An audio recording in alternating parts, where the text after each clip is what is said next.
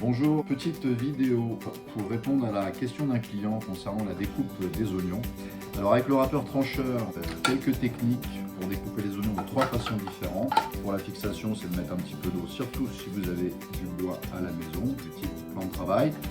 Le mieux, évidemment, c'est toutes les matières qui vont être inertes, comme l'inox, le carrelage, le verre, ou alors un plat à four, ou tout simplement le dos d'une assiette. Alors, la fixation, un couvert l'avant avec la ventouse, là je suis bien fixé. On a pris le tambour pour faire les rondelles, donc le tambour strié.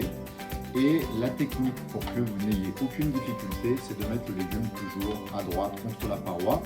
Alors au départ, je vais appuyer avec ma main, tout simplement, comme ceci. Et à la fin, rajouter le bouton poussoir pour vraiment aller au bout du légume. Alors là, on a fait des rondelles de légumes, deux autres techniques qui peuvent vous être utiles pour les oignons, l'émincé d'oignons, un petit peu comme un hachoir si vous voulez. Là, on va utiliser le tambour pour faire les juliennes, il est fourni également avec l'appareil.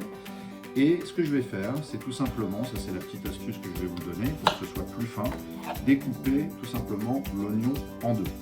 Alors, vous le placez toujours côté droit contre la paroi, dans le sens du mouvement, si vous préférez.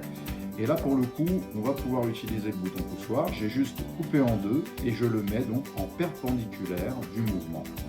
Vous allez appuyer légèrement et je tourne de la même façon. Quelques tours de manivelle vont suffire. Et là, comme vous pouvez le constater, un petit émincé qu'on pourra mettre dans une sauce de poêlée de légumes. Alors, pour terminer, petite découpe bonus que je vais vous donner, parce que parfois sur nos salons en démonstration, certaines personnes nous le demandent également.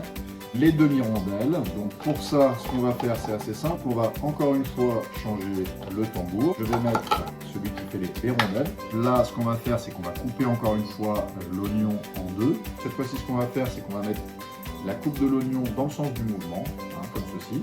On va prendre le petit bouton poussoir et on va travailler encore une fois avec quelques petits tours de manivelle. Alors comme on peut le voir ici, la découpe est encore une fois différente, c'est-à-dire qu'on va avoir tout simplement des petites juliennes. Ça peut être intéressant pour des plats mijotés ou pour des sautés de légumes.